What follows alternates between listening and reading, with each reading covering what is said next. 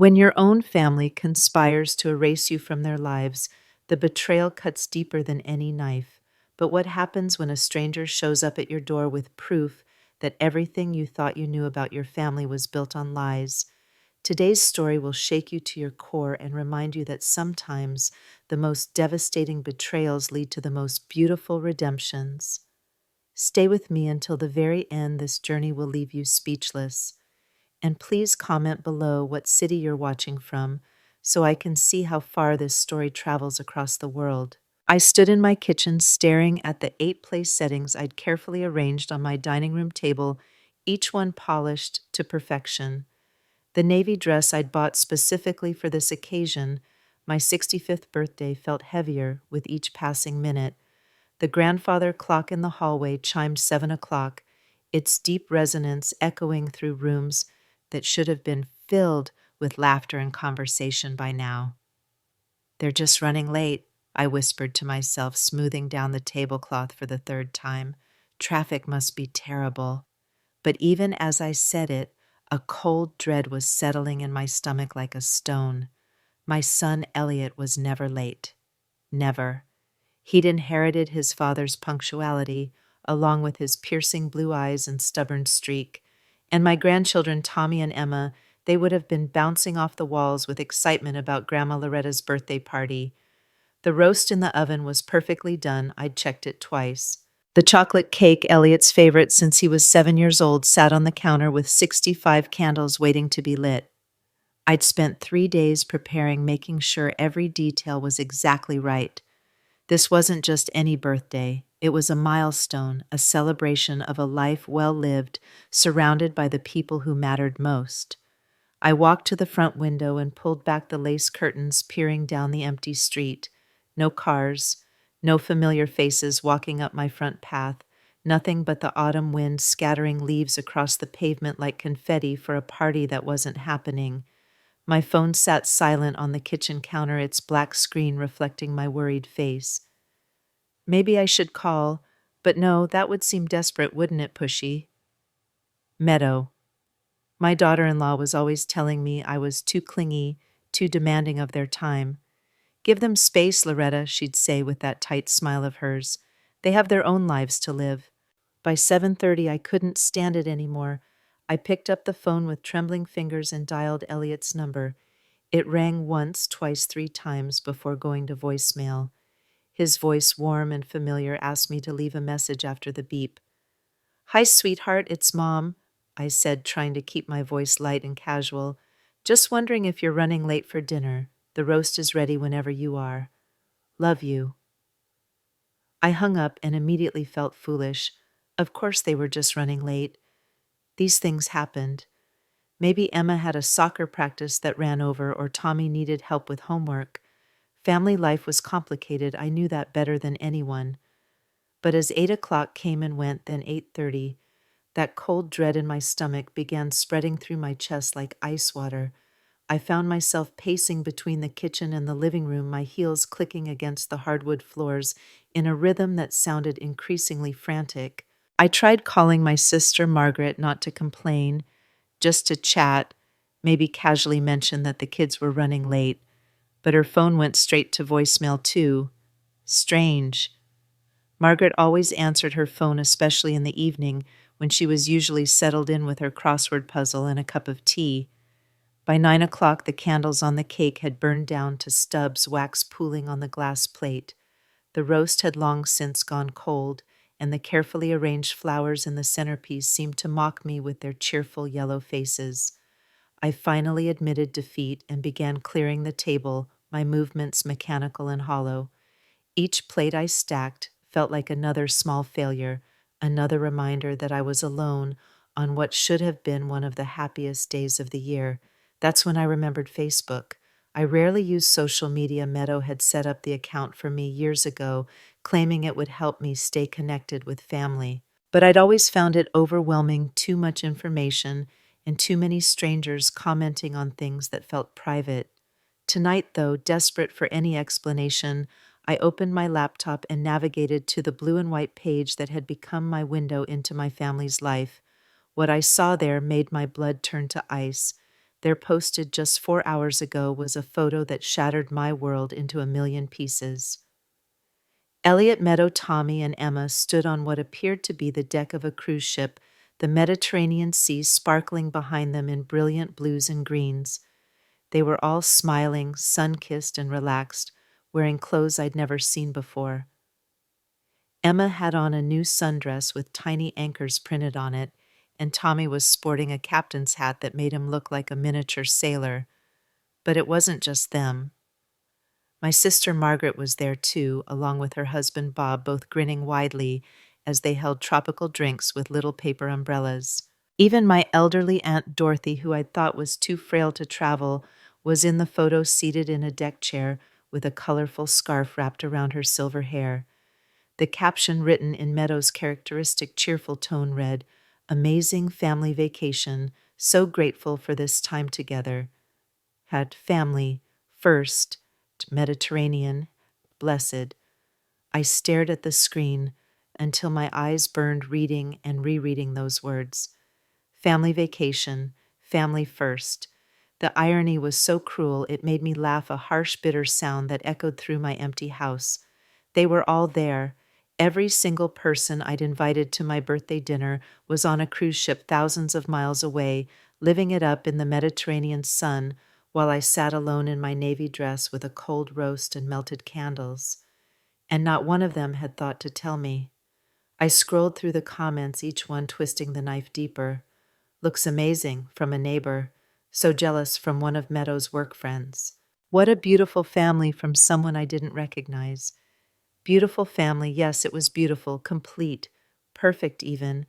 And I wasn't part of it. My fingers moved without conscious thought, scrolling back through Meadow's recent posts.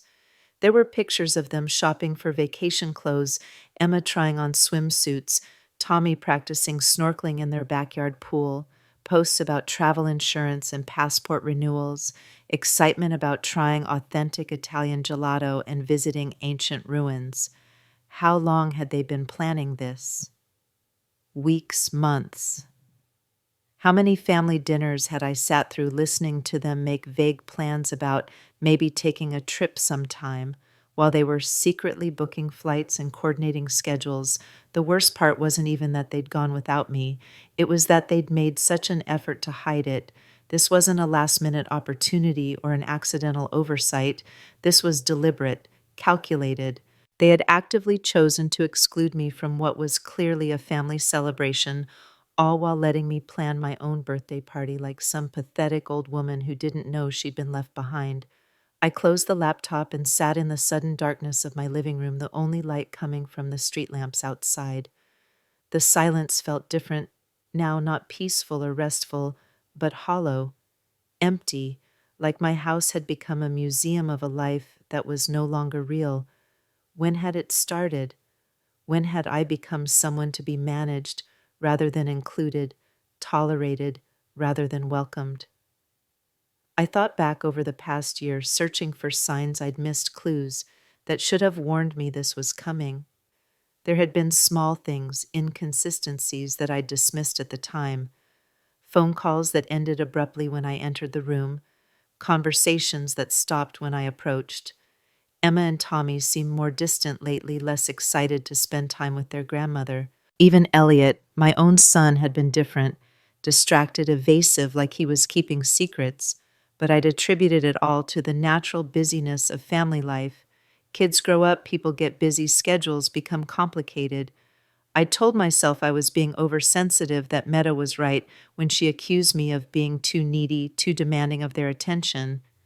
Now I realized there had been something much more deliberate happening. Someone had been orchestrating this exclusion carefully and systematically, pushing me to the edges of my own family's life. I thought about Meadow with her perfect blonde hair and her perfect smile and her perfect way of making me feel like I was always doing something wrong. She'd been so helpful when she first married Elliot 8 years ago, so eager to include me in their lives. She'd organized family dinners and holiday celebrations, always making sure I felt welcome and needed. But looking back now, I could see how things had slowly, subtly changed. How my suggestions for family activities were politely dismissed, how my offers to help with the children were met with, "Thanks, but we've got it covered." How my attempts to maintain traditions like weekly Sunday dinners or holiday cookie baking gradually faded away despite my best efforts to keep them alive. It had been so gradual, so skillfully done that I hadn't even realized what was happening until it was too late. Like a frog being slowly boiled alive, I'd adapted to each small change, each tiny exclusion until I found myself completely alone without understanding how I'd gotten there. The phone rang, startling me out of my dark thoughts. For a moment, my heart leaped. Maybe it was Elliot calling to explain, to apologize, to tell me there had been some terrible misunderstanding. But the caller ID showed a number I didn't recognize, probably a telemarketer or wrong number. I let it go to voicemail. A few minutes later, it rang again. Same number. Then again. Annoyed and emotionally drained, I finally answered on the fourth call. "Mrs. Patterson." The voice was male, nervous, unfamiliar. "Yes, this is Loretta Patterson. Who is this? My name is David Chen. I This is going to sound strange, but I need to talk to you about your daughter-in-law, about Meadow." My blood chilled. "Excuse me. I know this is a bad time. I saw on Facebook that your family is out of town, but Mrs. Patterson, I think you need to know something about the woman your son married, something important. I'm sorry, who did you say you were? How do you know my family?" "It's complicated," David said, his voice shaking slightly. "But I think your daughter-in-law might not be who she says she is, and I think your grandson Tommy might actually be my son." The phone slipped from my numb fingers, clattering onto the hardwood floor. In the sudden silence of my empty house, his words echoed like thunder, threatening to shatter what little remained of the world I thought I knew. I stared down at the phone, David's voice a tiny distant sound calling my name. Outside, the wind rattled the windows, and somewhere in the distance a dog barked, normal sounds of a normal evening in a normal world, but nothing would ever be normal again. With shaking hands, I picked up the phone. "Mr. Chen," I said, surprised by how steady my voice sounded. "I think you'd better come over. We need to talk." As I hung up and looked around my empty house, the cold dinner, the melted candles, the evidence of a celebration that never happened, I realized that my 65th birthday had indeed been a milestone, just not the kind I'd expected. It was the day I learned that sometimes the people who hurt you most are the ones who are supposed to love you. And sometimes the truth comes from the most unexpected places. The doorbell rang 20 minutes later, cutting through the silence like a knife. I'd spent those 20 minutes pacing my mind, racing with possibilities, none of them good.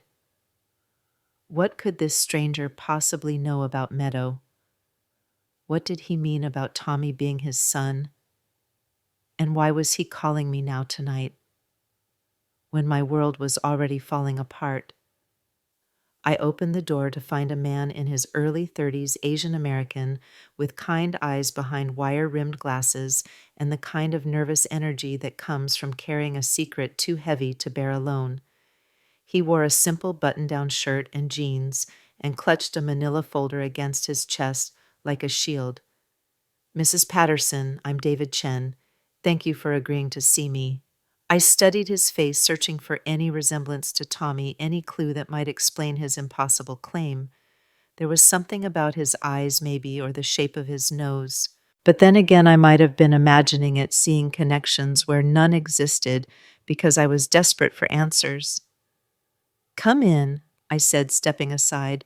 "Would you like some coffee? I was just about to make some." "That would be great, thank you." As I busied myself in the kitchen, measuring coffee grounds and filling the pot with water, David sat at my kitchen table, the same table I'd set so carefully just hours ago for a party that never happened.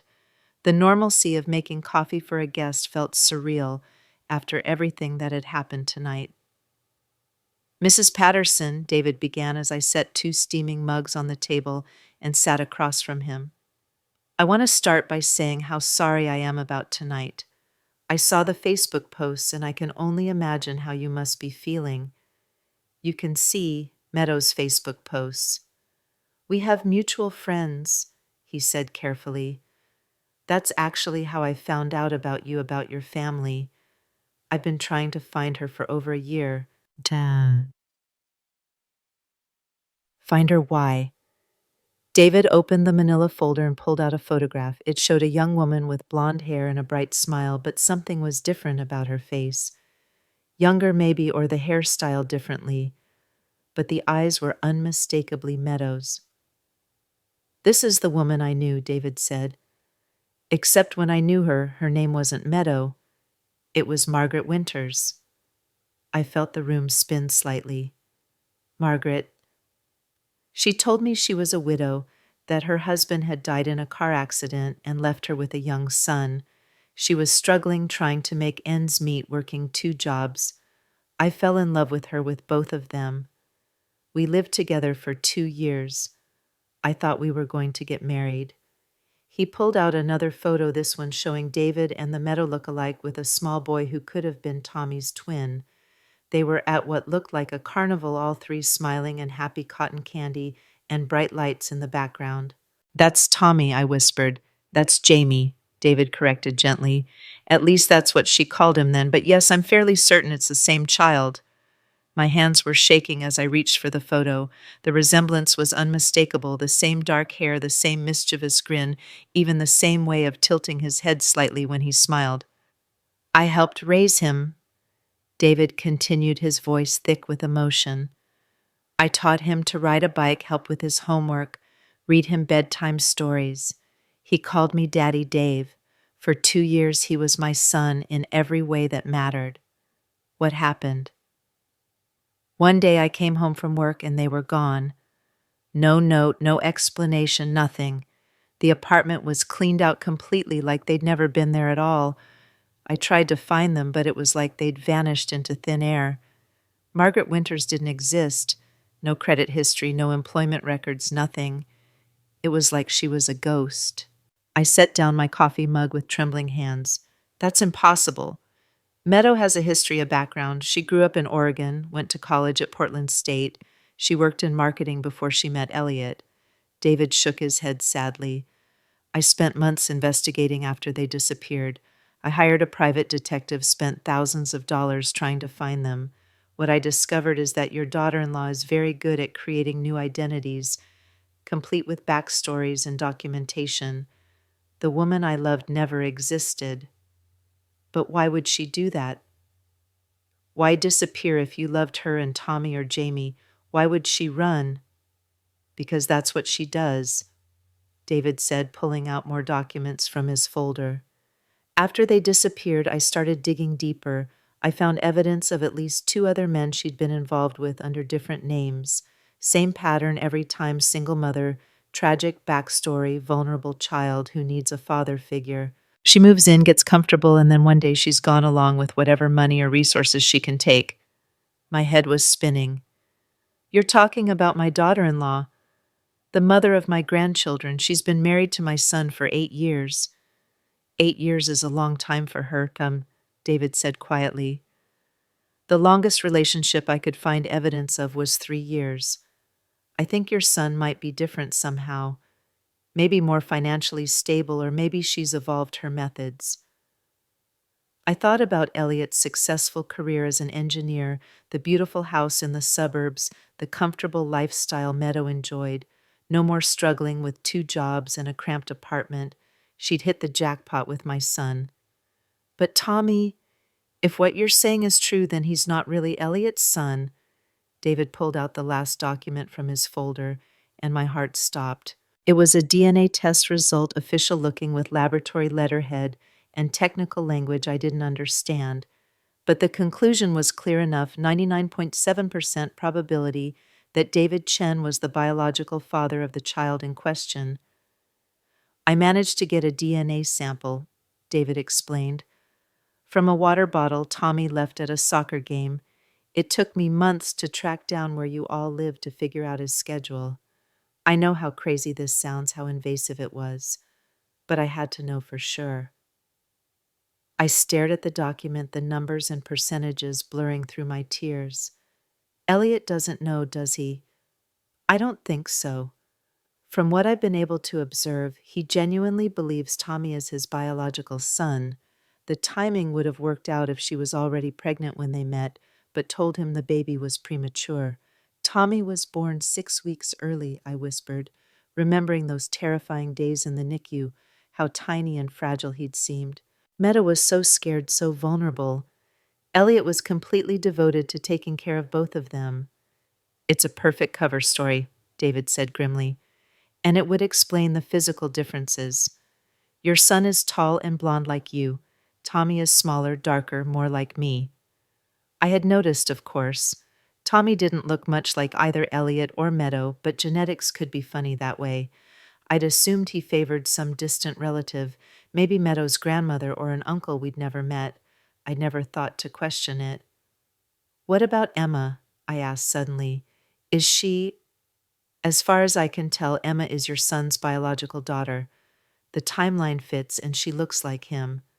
I think Meadow only lied about Tommy.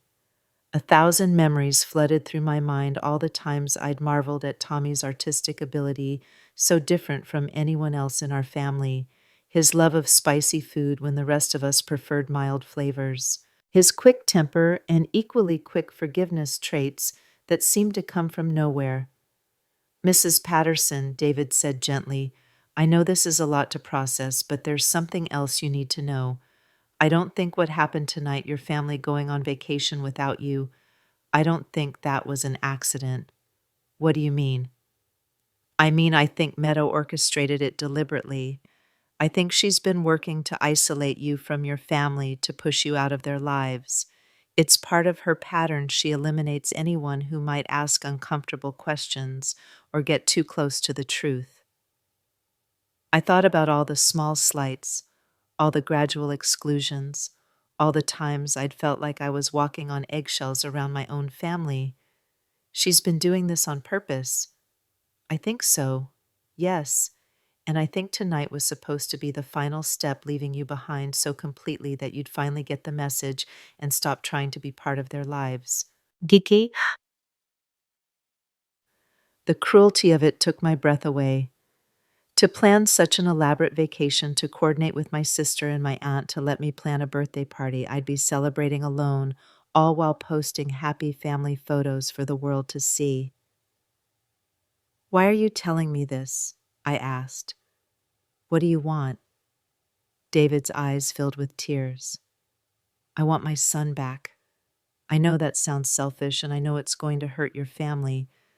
But Tommy is my child, Mrs. Patterson.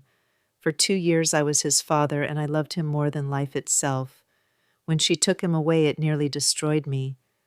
I've spent the last year in therapy trying to figure out how to move on, but I can't. I can't just pretend he doesn't exist. I looked at the photos spread across my kitchen table, evidence of a life I'd never known existed, proof that the woman I'd accepted as my daughter-in-law was a stranger. The DNA results stared back at me, undeniable and terrifying. What happens now? I asked. I don't know, David admitted. I was hoping you might help me, that maybe together we could find a way to tell your son the truth without destroying everyone's lives. I laughed, a harsh sound that surprised us both. I think our lives are already destroyed. I just didn't realize it until tonight. We sat in silence for a long moment, two people who'd been betrayed by the same woman in different ways, trying to figure out how to pick up the pieces of our shattered worlds. Finally, David spoke. There's one more thing. I think she's planning to disappear again. What? Why? It's been 8 years longer than she's ever stayed anywhere before, and from what I've been able to observe, she's been restless lately, making comments about needing a change, maybe moving somewhere with better weather. I think she's getting ready to run again, and this time she might take both children. And the thought of losing Emma, too, of never seeing either of my grandchildren again, made my chest tighten with panic. She can't do that. Elliot would never let her take Emma away. She's very good at what she does, David said quietly. Very convincing. If she's decided it's time to disappear, she'll find a way to make it happen. I stood up abruptly, pacing to the window and staring out at the empty street. Somewhere out there on the Mediterranean Sea, my family was sleeping peacefully in their cruise ship cabins, probably exhausted from a day of sightseeing and swimming. They had no idea that their entire world was built on lies, that the woman they trusted had been deceiving them for years. "We have to tell him," I said finally. "We have to tell Elliot the truth." "Are you sure?" "Once we open this door, there's no going back. Your son's marriage will be over. Tommy's entire sense of identity will be shaken. It's going to hurt everyone." I turned back to face David, this stranger who'd walked into my life on the worst night I could remember, and somehow made it both better and infinitely worse. "They've already been hurt," I said. "They just don't know it yet. And if we don't tell them, if we let Meadow keep controlling the narrative, it's only going to get worse." David nodded slowly. "What do you want to do?" I looked at the evidence scattered across my table, at the proof of years of lies and manipulation. I thought about my empty house, my melted birthday candles, my family celebrating without me while I sat alone in the dark. "I want to fight back," I said. "I want to expose her for what she really is, and I want to make sure she never hurts anyone in my family again." For the first time since David had arrived, he smiled. It was a sad smile tinged with years of pain and loss, but there was hope in it too. "Then let's figure out how to do that," he said, "together." As we began to plan our next move, I realized that my 65th birthday had indeed been a turning point. Just not the peaceful celebration I'd imagined. Instead, it had been the night I learned that sometimes the most devastating betrayals come from the people closest to you. But it had also been the night I learned that sometimes when your world falls apart, strangers can become allies. And sometimes the truth, no matter how painful, is the only thing that can set you free. The grandfather clock in the hallway chimed midnight, marking the end of my birthday and the beginning of something else entirely, something that would require all the courage I had left and some I didn't even know I possessed. But for the first time in months, maybe years, I didn't feel alone.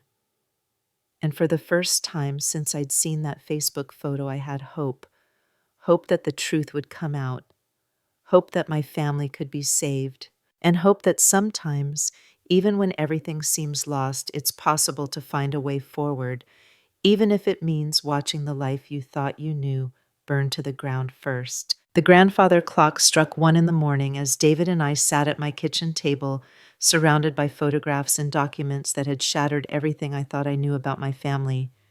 The coffee had gone cold hours ago, but neither of us seemed ready to leave this strange sanctuary we'd created in my dining room, two broken people trying to piece together a puzzle that would destroy lives once it was complete. "So what's our next move?" I asked, tracing my finger along the edge of Tommy's school photo. Even knowing what I knew now, it was hard to reconcile this smiling 8-year-old with the elaborate deception that had brought him into our lives. David rubbed his tired eyes behind his glasses. "I've been thinking about that all week ever since I first saw the cruise photos. We need more than just DNA results and old photographs. If we're going to confront your son, we need absolute proof that can't be dismissed or explained away. What kind of proof is financial records for one thing? If Meadow or Margaret or whatever her real name is, if she's been planning to disappear again, she'll have been moving money around, setting up escape routes. People like her always have exit strategies." I thought about the joint checking account Elliot shared with Meadow, the savings account they'd been building for the children's college funds, the investment portfolio that had grown steadily over their 8 years of marriage. How would we even access that information? We might not need to access it directly, David said, pulling out his laptop. "But I can show you some things I've already found. Public records, property transfers, business registrations. Your daughter-in-law has been busy." As his computer booted up, I found myself studying his face again, searching for resemblances to Tommy. Now that I was looking for them, they were everywhere. The shape of his eyes, the way he bit his lower lip when concentrating, even the particular way he held his hands when he was thinking. "Here," David said, turning the screen toward me. "Look at this." The screen showed what appeared to be a real estate website with a listing for a small apartment in Portland, Oregon. The address meant nothing to me, but the name on the lease agreement made my blood run cold. Margaret Winters. She's been maintaining this apartment for 3 years, David explained. Paying rent every month, keeping utilities active, but according to the neighbors I spoke to, no one's ever actually lived there. She's keeping it as a backup plan. Exactly. And look at this. He clicked to another tab showing a bank routing number and account information. She's been funneling small amounts of money into an account tied to that apartment. Nothing big enough to trigger automatic reporting requirements, just a few $100s every month, but over 3 years it adds up. The methodical nature of it was breathtaking. While Meadow had been playing the perfect wife and mother, attending school plays and hosting birthday parties and seeming completely integrated into our family, she'd been quietly preparing for the day she would disappear again. There's more, David continued, his voice growing darker. I found evidence of at least 3 credit cards in the name Margaret Winters, all opened in the last 2 years, all with different billing addresses. She's building credit history for her next identity. How do you know all this? How did you even find this information? David was quiet for a long moment. After she disappeared with Jamie the first time, I became obsessed. I spent months learning how to track people, how to find information that isn't supposed to be public. I hired investigators, took courses on skip tracing, even learned basic computer forensics. I know it sounds crazy, but I couldn't let it go. I couldn't accept that she'd just vanished with my son, and there was nothing I could do about it.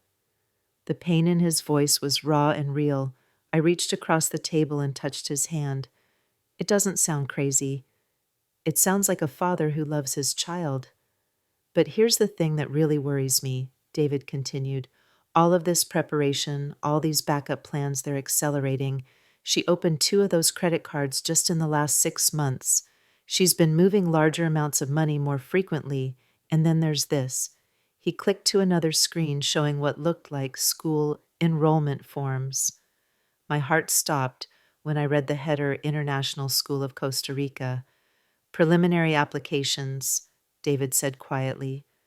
For both children, Emma Patterson, age 6, Thomas Patterson, age 8. The room felt like it was tilting. She's planning to take both of them. It looks that way. These applications were submitted 3 weeks ago, right around the time your family would have been finalizing plans for the cruise. I think the vacation was meant to be a trial run, see how long she could keep your son distracted and compliant while keeping you completely out of the loop. I stared at the school forms, at my grandchildren's names typed in neat black letters, at their birth dates and medical information, and the emergency contact listed as Margaret Patterson, a name that legally didn't exist. But Elliot would never agree to move to Costa Rica. His career is here, his whole life is here. David gave me a look that was both pitying and knowing. Mrs. Patterson, I don't think she's planning to take Elliot with them. The implication hit me like a physical blow. You think she's going to take the children and just disappear without telling him where they're going? I think that's exactly what she's planning. Think about it. It's the perfect exit strategy. She's been systematically isolating him from his support system, which includes you. She's got him convinced that you're intrusive and needy. If she leaves him, she can frame it as escaping from his overbearing family, and by the time he realizes they're really gone, she and the children will be in a country with no extradition treaty. The cruelty of it was staggering. Not content with stealing David's son and deceiving my son, for 8 years, Meadow was now planning to rob Elliot of his daughter as well. And Emma, sweet, Emma who'd never known any father but Elliot, would be torn away from everything familiar and loving in her life. We have to tell him, I said. We have to warn him before it's too late. I agree. But Mrs. Patterson, we need to be very careful about how we do this. Your son is going to be devastated. His whole world is going to collapse, and Meadow has spent 8 years positioning herself as the reasonable one, the one who protects the family from drama and complications. If we approach this wrong, she could convince him that we're the ones who are lying. So what do you suggest? David closed his laptop and leaned back in his chair. I think we need to wait until they get back from the cruise. Let them settle back into normal life. Let Elliot's defenses come down. And then we need to present him with evidence that's so overwhelming, so undeniable that even she can't explain it away. What kind of evidence? I'm still working on that part, but I have some ideas. Over the next hour, David outlined a plan that was both simple and terrifying. We would gather as much documentation as possible, not just the DNA results and the financial records, but photographs, employment histories, even social media posts that showed inconsistencies in Meadow's story. We would track down other men she'd deceived, other children she'd moved like chess pieces across her elaborate board of lies.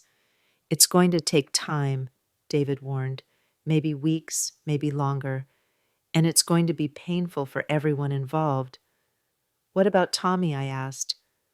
What happens to him when the truth comes out? He's going to learn that the man he thinks is his father isn't his biological parent and that his mother has been lying to him his entire life. David's eyes filled with tears. I don't know, he admitted. I've been trying to figure that out for months. I want him back, Mrs. Patterson. I want to be his father again the way I was for those 2 years. But I don't want to hurt him. I don't want to be the reason his world falls apart. But your world already fell apart, I said gently, and so did mine. We're not the ones who created this situation. We're just the ones trying to clean up the mess she made. David nodded, but I could see the conflict in his face. For all his research and planning, for all his determination to expose Meadow's lies, he was still a man who loved a child and wanted to protect him from pain. There's something else, I said, a thought occurring to me. If we're going to do this, if we're going to turn my son's life upside down and potentially traumatize my grandchildren, then we need to be absolutely certain we're right. We need to be sure that Meadow really is planning to disappear and not just preparing for some other kind of future. What do you mean? I mean, maybe we should watch her, follow her, see what she does when she thinks no one is paying attention. David looked startled. You want to spy on your own daughter-in-law? I want to protect my family, I said firmly. All of them, including Tommy, who I've loved as my grandson for 8 years, regardless of whose DNA he carries. If Meadow is planning something that will hurt the children, then yes, I want to know about it ahead of time. We talked for another 2 hours, refining our plan, discussing contingencies, trying to prepare for every possible outcome. By the time David finally left, the sun was beginning to rise over the horizon, painting my empty house in shades of gold and pink that felt both hopeful and ominous.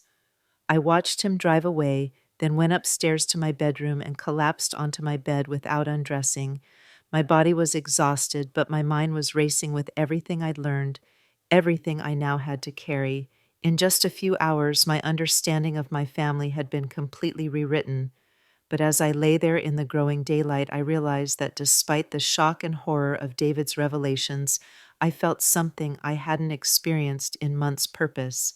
For too long, I'd been drifting through my days feeling disconnected from my own family, accepting their gradual rejection as something I deserved or had somehow brought upon myself. Now I knew the truth. The distance hadn't been my fault. The exclusion hadn't been about my behavior or my neediness or any failing on my part. It had been orchestrated by someone who saw me as a threat to her elaborate deception. And she was right to see me as a threat, because now that I knew what she was, now that I understood the game she'd been playing, I was going to stop her. My phone rang just as I was finally drifting off to sleep. I grabbed it without looking at the caller ID, assuming it was David calling with something he'd forgotten to tell me. "Hello?" I mumbled. Mom, are you okay?" It was Elliot, my son's voice worried and distant, calling from somewhere on the Mediterranean Sea where he was living his perfect family vacation without me. "Elliot," I said, suddenly wide awake. "Hi, sweetheart, I'm fine. How's your trip?" "It's great, Mom, really wonderful, but I was just talking to Meadow and she mentioned that she tried to call you yesterday about your birthday dinner and your phone went straight to voicemail. She was worried that something might be wrong."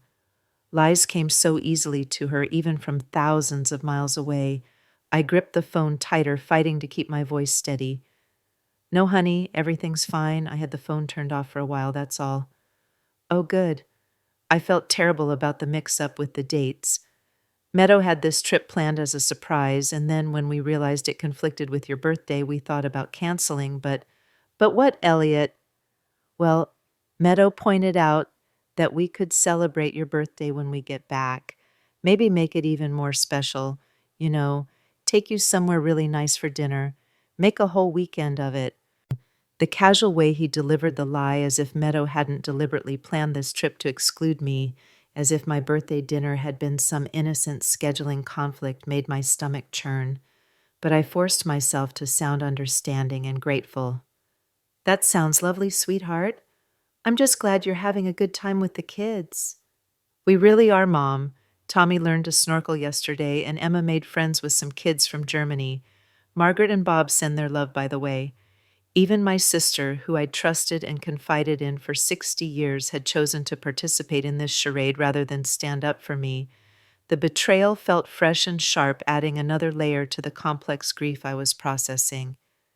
Give them my love, too, I managed. I will. And Mom, I'm really sorry about your birthday. I know how much those family celebrations mean to you. We'll make it up to you, I promise. I know you will, honey. You always do. After I hung up, I lay in bed staring at the ceiling and marveling at how easy it was for Meadow to manipulate even this simple phone call. She'd sent Elliot to check on me to make sure I wasn't causing problems or asking uncomfortable questions. And she'd armed him with a story that cast her as the concerned daughter-in-law, worried about my well-being and eager to make amends for the innocent scheduling conflict. It was masterful, really. Diabolical, but masterful.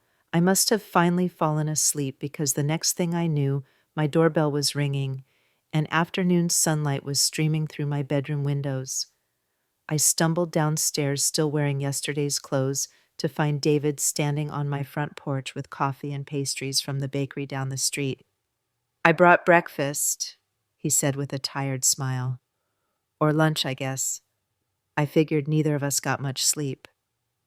You figured right. And I let him in, and we settled back at my kitchen table, which still bore evidence of our late-night strategy session. Elliot called me this morning. David looked up sharply from unwrapping a chocolate croissant. What did he say? That Meta was worried about me, that she tried to call about my birthday dinner and couldn't reach me. He apologized for the mix-up with the dates. She's covering her bases, making sure you don't suspect anything, making sure you stay isolated and compliant until she's ready to make her move. It's working, I admitted. If you hadn't shown up last night, I would have accepted his explanation completely. I would have spent the rest of my life believing that my exclusion from their vacation was just an innocent mistake. That's what makes her so dangerous, David said. She's had years to perfect this. She knows exactly how to make her victims feel like they're the problem. We spent the rest of the day refining our investigation plan. David had contacts in the private investigation world, people who could help us track down Meadow's previous victims and gather evidence of her financial preparations for another disappearance. I would focus on documenting her behavior patterns, looking for signs that she was accelerating her timeline. What if we're too late? I asked as David prepared to leave that evening. What if she's already made arrangements to leave as soon as they get back from the cruise? Then we'll have to move faster, David said grimly. But Mrs. Patterson, I want you to promise me something. If you see any signs that she's about to run, if she starts making excuses to take the kids out of town, or if she suddenly becomes very interested in their passports, you call me immediately. Don't try to handle it alone. I promise.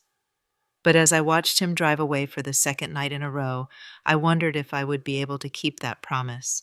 The urge to protect my grandchildren was so strong it felt like a physical ache. If Meadow tried to take them, if she tried to steal Emma away from the only father she'd ever known, I wasn't sure I'd be able to stand back and wait for backup. The next few days passed in a strange suspension of normal life. I went through the motions of my routine grocery shopping, gardening, cleaning, but my mind was always elsewhere, processing the magnitude of what David and I were planning to do. I found myself studying old photo albums with new eyes looking for clues I might have missed. There was Meadow at Emma's first birthday party, smiling and laughing and seeming so genuinely happy to be part of our family. There she was at Tommy's soccer games, cheering from the sidelines like any devoted mother. At Christmas morning, helping the children open presents with what appeared to be authentic joy and love. Had it all been an act? Had every moment of apparent happiness been calculated and performed? Or had there been some genuine feeling mixed in with the deception I called my sister Margaret, thinking perhaps I could probe gently for information about the cruise, maybe get some sense of whether Meadow had seemed different or strange during the trip? Loretta, Margaret's voice was warm and slightly sunburned sounding.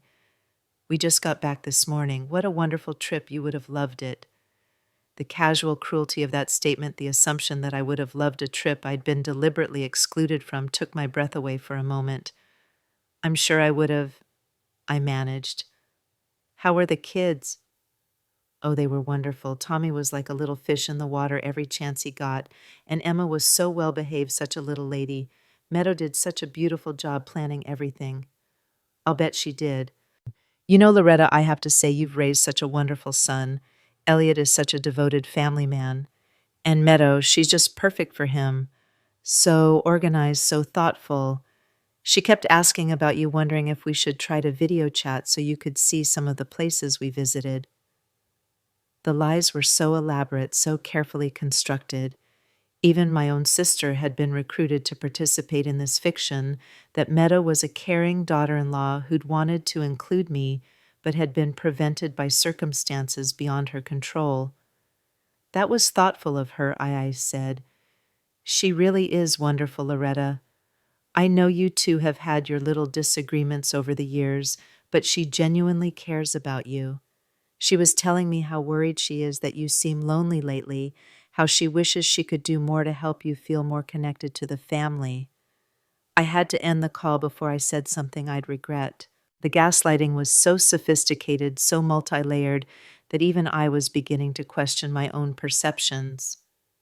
If I hadn't met David, if I hadn't seen the DNA results and the financial records, I might have convinced myself that I really was the problem. That evening, I was sitting in my living room trying to read when my phone rang again. This time it was a number I didn't recognize, but something made me answer anyway. Mrs. Patterson, this is Detective Sarah Chen with the Portland Police Department. I'm David's sister. My heart started racing. Is David okay? He's fine, she said quickly. But he asked me to call you. He's been doing some digging into your daughter-in-law's background, and he found something you need to know about right away. What kind of something? Mrs. Patterson, are you somewhere private? Somewhere you can talk freely? Yes, I'm at home alone. Good, because what I'm about to tell you is going to be difficult to hear. David found records of two other families that Margaret Winters, the woman you know as Meadow, has been involved with. In both cases, the husband died under suspicious circumstances within 5 years of the marriage. The words hit me like ice water. Died? What do you mean, suspicious circumstances? In one case, it was listed as a hiking accident. The husband supposedly fell from a cliff while they were on vacation. In the other case, it was a drowning. The husband was found in their backyard pool after what his wife claimed was an evening swim. Are you saying she killed them? I'm saying that both deaths resulted in substantial life insurance payouts, and in both cases, the woman disappeared shortly afterward with any children from the relationship. The pattern is too consistent to be coincidental. My mouth went completely dry. What about Elliot? Is he in danger? We don't know, but Mrs. Patterson, you need to understand that if we're right about this, if your daughter-in-law has killed before, then anyone who threatens her plans could be at risk, including you. I thought about my 65th birthday, about sitting alone in my empty house while my family celebrated without me. Had that been more than just cruel exclusion? Had it been a trial run for something more permanent? What do we do now? I whispered. We keep investigating and we keep you safe. But Mrs. Patterson, I need you to promise me something. Don't confront her. Don't let her know that you suspect anything. If she thinks you're a threat, if she thinks you might expose her before she's ready to disappear, she might decide to eliminate the threat. Exactly. After Detective Chen hung up, I sat in my living room in the growing darkness, trying to process this new layer of horror. It was bad enough to learn that Meadow had been systematically deceiving my family for 8 years. It was worse to discover that she'd been preparing to disappear with my grandchildren. But the possibility that she might be a killer, that my son might be married to someone who had murdered previous husbands for insurance money, that was beyond anything I could have imagined. And suddenly my lonely birthday dinner took on a more sinister cast.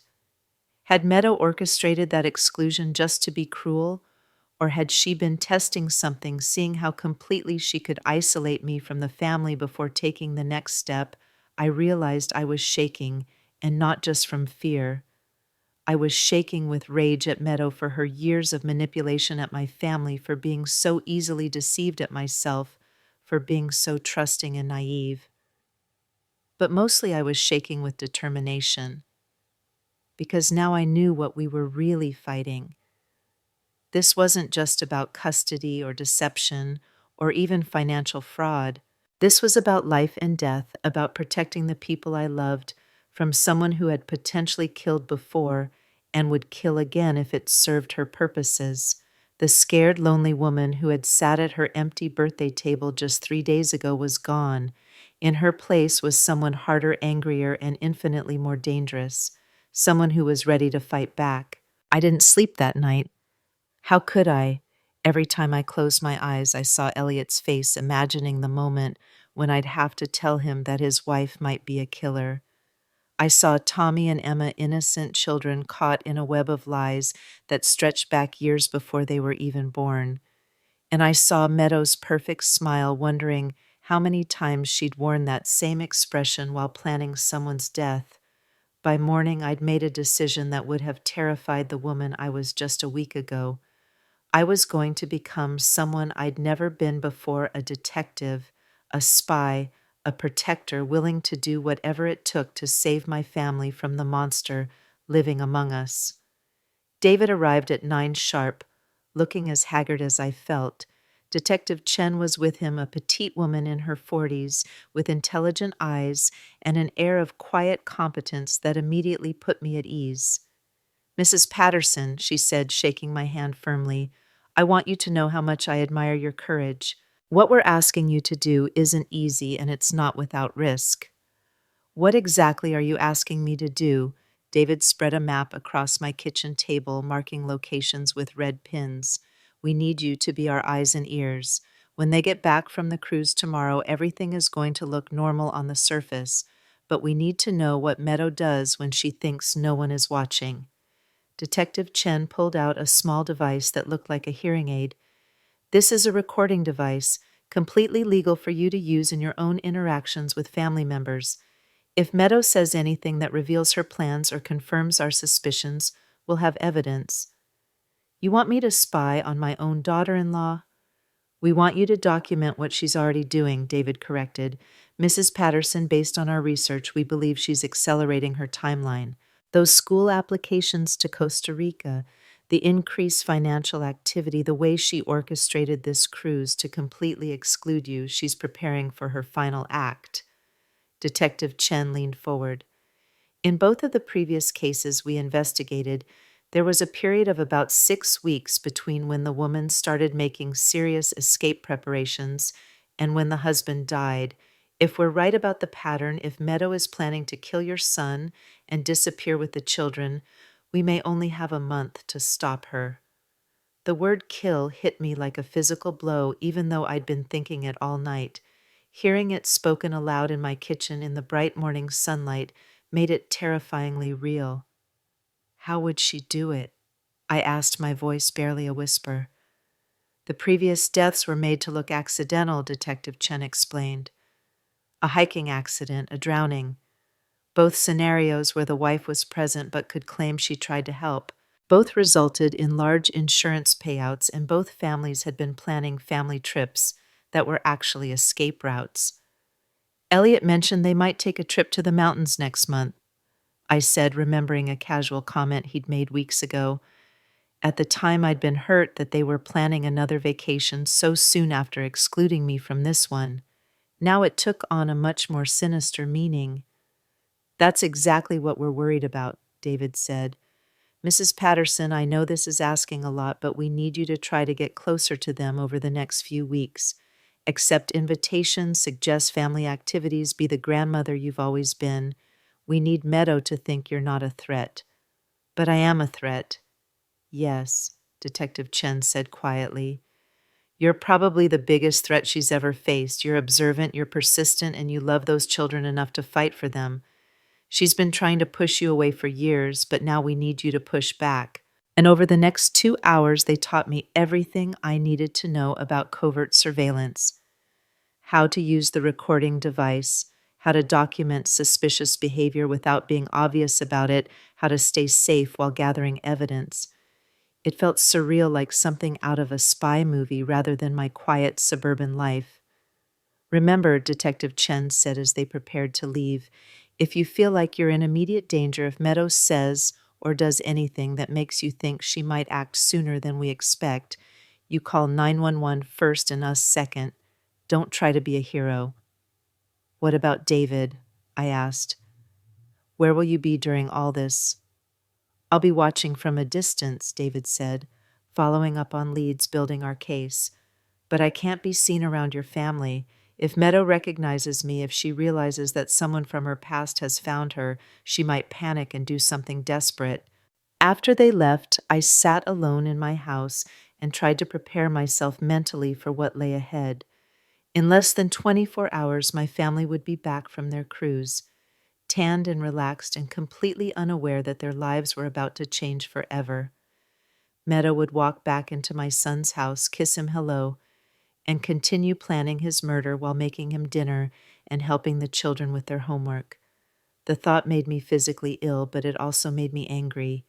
And anger, I was discovering, was much more useful than fear. That evening, I called Elliot's cell phone knowing they'd probably just landed in Miami and would be waiting for their connecting flight home. Mom. His voice was warm and happy, full of vacation contentment. We're at the airport. The kids are exhausted, but they had the most amazing time. So glad, sweetheart. Listen, I was thinking, would you all like to come over for dinner tomorrow night? I could make that pot roast you love, maybe bake some cookies with the kids. I feel like I've missed so much while you were gone. There was a brief pause, and I could hear Meadow's voice in the background, though I couldn't make out the words. Actually, Mom, that sounds great. We're all pretty tired, but a home-cooked meal would be perfect. Meadow says to tell you she'll bring a salad. Wonderful. How about 6 o'clock? Perfect. And Mom? Thanks for being so understanding about the birthday thing. I know it must have been disappointing. Don't worry about it, honey. We'll make new memories. After I hung up, I realized my hands were shaking.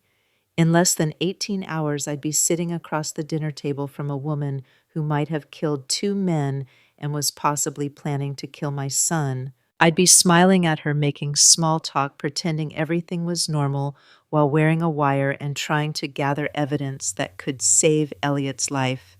The next day crawled by with excruciating slowness. I cleaned my house twice, went to the grocery store 3 times, and changed my outfit 4 times before settling on a simple blue dress that concealed the recording device without making me look suspicious. At 5:30, I was standing at my kitchen window when Elliot's SUV pulled into my driveway.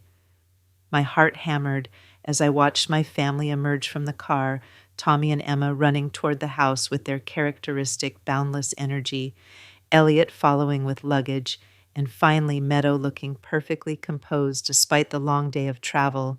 She was wearing a sundress I'd never seen before, probably bought during the cruise, and her skin had a golden tan that made her look like she'd stepped out of a magazine. Even after a day of airports and flights, she looked beautiful, poised completely in control. She looked like someone who could smile while planning murder. Grandma, Emma launched herself into my arms, chattering excitedly about dolphins and swimming pools and new friends. Tommy was more reserved, but he hugged me tightly and showed me a shell he'd found on a beach in Italy. "It's for you," he said shyly. "I thought you might like it for your collection." My throat tightened as I looked at the small, perfect shell in my palm. This was David's biological son, this sweet boy who thought of his grandmother even while experiencing the wonders of Europe for the first time. Whatever happened in the coming weeks, whatever truths came to light, I had to protect his innocence as much as possible. "It's beautiful, Tommy. Thank you so much." Elliot looked wonderful, relaxed, and happy in a way I hadn't seen in months. The Mediterranean sun had lightened his hair, and he'd put on a few pounds from all the good food. He seemed like a man without a care in the world, completely unaware that his wife might be planning his death. "Mom, you should have seen these kids," he said, ruffling Tommy's hair. "They were like little ambassadors everywhere we went. Emma made friends with kids who didn't speak English, and Tommy learned to order gelato in Italian. 2 scoops per favore," Tommy said proudly, and we all laughed. "And how was the cruise itself?" I asked Meadow as we settled into the living room. "It looked absolutely beautiful in the photos." "Oh, it was magical," Meadow said, her eyes lighting up with what seemed like genuine enthusiasm. "The ship was incredible, and the ports, each one was more beautiful than the last. We went to Rome, Barcelona, Monaco. The kids got to see the Colosseum and feed pigeons in St. Mark's Square." She pulled out her phone and began showing me pictures, narrating each one with the enthusiasm of any proud mother sharing vacation memories.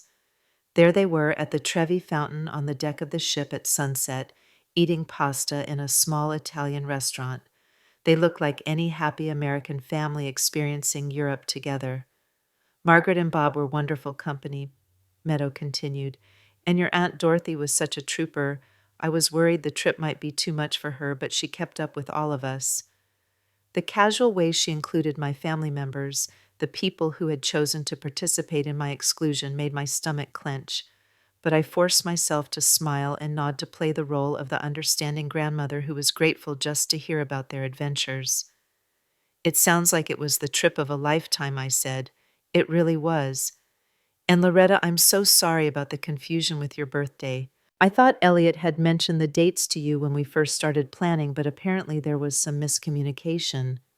The lie came so smoothly, so convincingly, that if I hadn't known the truth, I would have believed her completely. Even knowing what I knew, part of me wanted to accept her explanation, to believe that my exclusion really had been an innocent mistake. "These things happen," I said carefully. "The important thing is that you all had a wonderful time." During dinner, I watched Meadow with new eyes, looking for signs of the calculating predator David and Detective Chen believed her to be.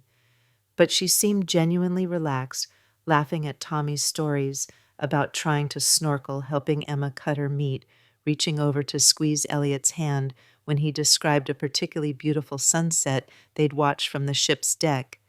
Either she was an extraordinary actress, or we were wrong about her. But then, as I was clearing the dessert plates, I overheard a fragment of conversation between Meadow and Elliot in the living room. "Talk to him about the life insurance policy," Meadow was saying, her voice lower than it had been all evening. "I still think it's excessive," Elliot replied. $2 million seems like overkill. "Better safe than sorry, especially with the kids to think about. You never know what might happen." My blood turned to ice. I fumbled with the plates, making more noise than necessary to cover my reaction, but my mind was racing. A $2 million life insurance policy. When had they taken that out? And why was Meadow the one pushing for such a large amount? I activated the recording device with shaking fingers and moved closer to the doorway, pretending to wipe down the kitchen counter. "Besides," Meadow continued, "it's not that expensive, especially with your excellent health. The agent said you're a perfect candidate, young, fit, no family history of heart problems." "I suppose you're right. And it would give us peace of mind knowing the kids would be taken care of if something happened to me." "Exactly. And I was thinking maybe we should plan that camping trip to Colorado soon before the weather gets too cold. Remember how you used to talk about wanting to hike the Rockies with the kids?" My knees almost gave out. A camping trip in an isolated location with a man whose life insurance policy had just been increased to $2 million. The pattern Detective Chen had described was playing out exactly as predicted. "That sounds great," Elliot said. "I'll look into it this weekend." I forced myself to walk back into the living room with a bright smile, as if I hadn't just overheard them planning what might be my son's murder. "Who wants coffee?" I asked cheerfully. The rest of the evening passed in a blur of forced normalcy. Meadow helped me load the dishwasher, chatting about household tips she'd picked up from other cruise passengers. The children showed me souvenirs they'd bought for their friends. Elliot told me about a business opportunity he'd learned about from another passenger, a man who'd made a fortune in import/export. On the surface, everything was warm and familial and perfectly normal, but underneath, I was documenting every word, every expression, every interaction that might provide clues about Meadow's true intentions. As they prepared to leave, Meadow surprised me by pulling me aside in the hallway. "Loretta," she said, her voice soft and concerned, "I hope you know how much you mean to this family. I know we've had our differences over the years, but you're such an important part of the children's lives. I wouldn't want anything to change that." The words were kind, but something in her eyes made me shiver. Was she genuinely reaching out, or was this a warning? Was she telling me to stay in my lane, or was she planning to make sure I could never interfere with her plans? "Thank you, Meadow. That means a lot to me." She hugged me, and for a moment I felt the full horror of my situation. This woman, who might have killed 2 men and was planning to kill my son, had her arms around me. She was close enough to hurt me, close enough to eliminate me if she decided I was too much of a threat, but she just squeezed me gently and stepped back with a smile. "We should do this more often," she said. "Family dinners, I mean. It's good for the kids to spend time with their grandmother." After they left, I sat in my living room and played back the recording, listening to Meadow's voice discussing life insurance and camping trips with my son.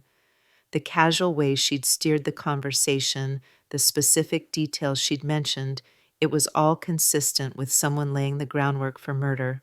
But there was something else on the recording that chilled me even more. In the background, while Meadow and Elliot were discussing the insurance policy, I could hear Tommy and Emma playing in the next room. They were laughing and chattering, completely oblivious to the adult conversation that was determining their future. If Meadow succeeded, if she managed to kill Elliot and disappear with the children, Emma would grow up believing her father had died in a tragic accident.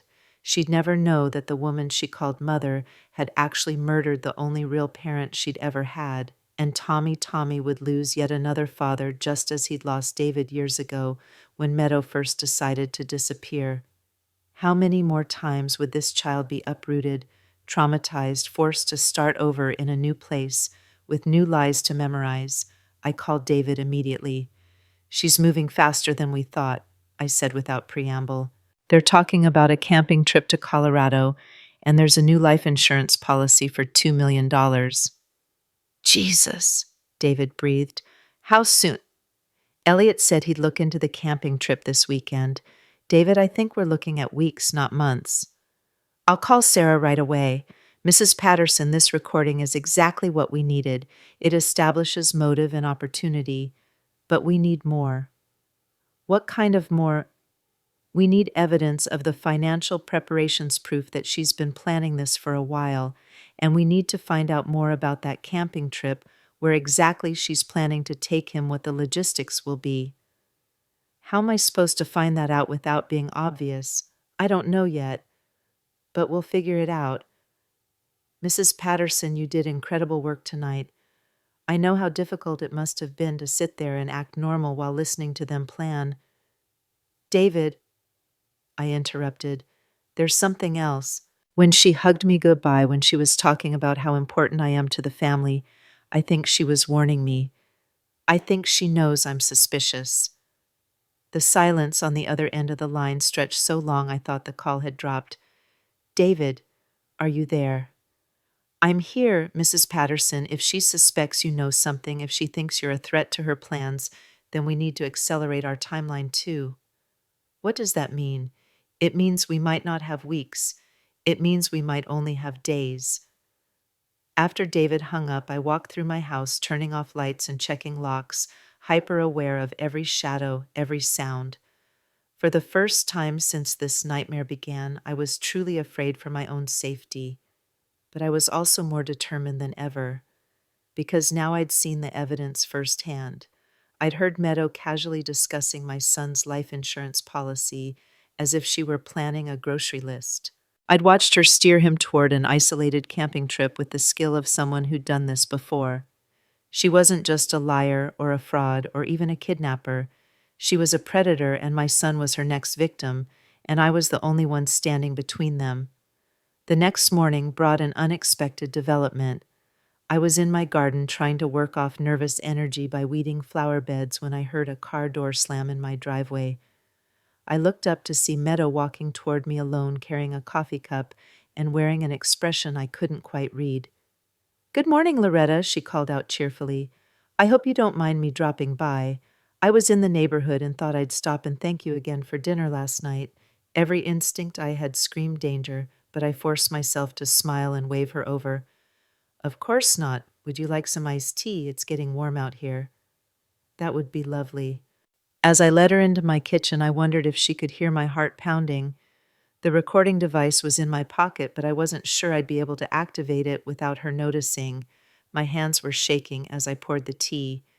"You have such a beautiful home," Meadow said, looking around with what seemed like genuine appreciation. "So peaceful and well maintained. It must be a lot of work for one person." "It keeps me busy," I said carefully. "I like having projects." "I can imagine, though I do worry about you sometimes, Loretta. This big house all by yourself, no one to help if something happened." The word sent a chill down my spine. Was she expressing genuine concern, or was she assessing my vulnerabilities? "I'm quite capable of taking care of myself," I said more sharply than I'd intended. Meadow smiled, but there was something cold in her eyes now. "Of course you are. I didn't mean to suggest otherwise. It's just that accidents happen even to the most capable people." The emphasis on the word accidents made my blood freeze. This wasn't a casual conversation between in-laws. This was a threat. "Meadow," I said, deciding to take a calculated risk. "Is everything all right? You seem tense." "Do I—" She took a sip of her tea, studying me over the rim of the glass. "I suppose I'm a little stressed. There's a lot going on right now, a lot of decisions to make about the future." "What kind of decisions?" "Oh, family decisions, financial decisions, life decisions." She set down her glass and looked directly at me.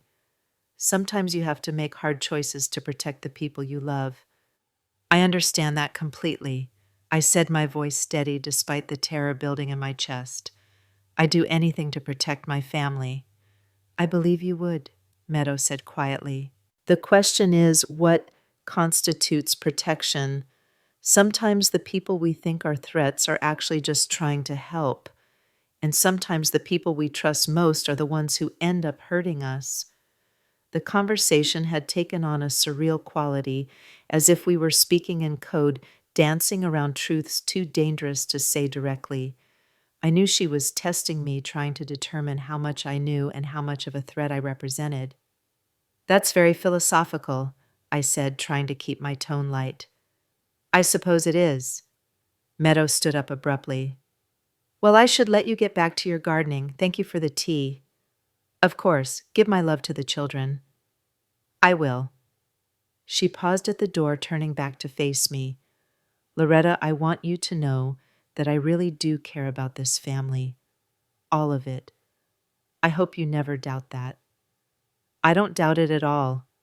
But as I watched her drive away, I knew with absolute certainty that she'd come here to deliver a message. She knew I was suspicious. She knew I was a threat to her plans, and she was letting me know that she was prepared to eliminate that threat if necessary. I called David immediately. "She came here," I said without preamble, "alone. She knows." "What did she say?" I related the entire conversation, including the emphasis on accidents and the cryptic comments about making hard choices to protect family. "She was threatening me," I said. not directly but clearly. "Mrs. Patterson, I'm on my way over. Don't go anywhere alone. Don't let anyone in the house until I get there." "David, what if she decides I'm too much of a risk? What if she comes back? Then we call the police. But Mrs. Patterson, this might actually work in our favor." "How?" "If she's rattled enough to confront you directly, if she's worried enough about what you know to take that risk, then she might make a mistake. She might do something that gives us the evidence we need to stop her before she can hurt anyone." 20 minutes later, David was at my door with Detective Chen and another man I didn't recognize. "This is Detective Martinez from Homicide," Detective Chen said by way of introduction. "He's been working on the cases we discussed." Detective Martinez was a big man with graying hair and kind eyes that had probably seen too much. He shook my hand gently and spoke with the voice of someone accustomed to dealing with victims and their families. "Mrs. Patterson, I want you to know that we take this threat very seriously. Based on what Detective Chen has told me, and based on the evidence you've gathered, we believe your daughter-in-law fits the profile of a serial killer who specifically targets husbands for financial gain." The words serial killer hung in the air like a physical presence. It was one thing to suspect Meadow was dangerous. It was another to hear a homicide detective confirm that she fit the profile of someone who killed for money. "What happens now?" I asked. "Now we accelerate everything," Detective Martinez said.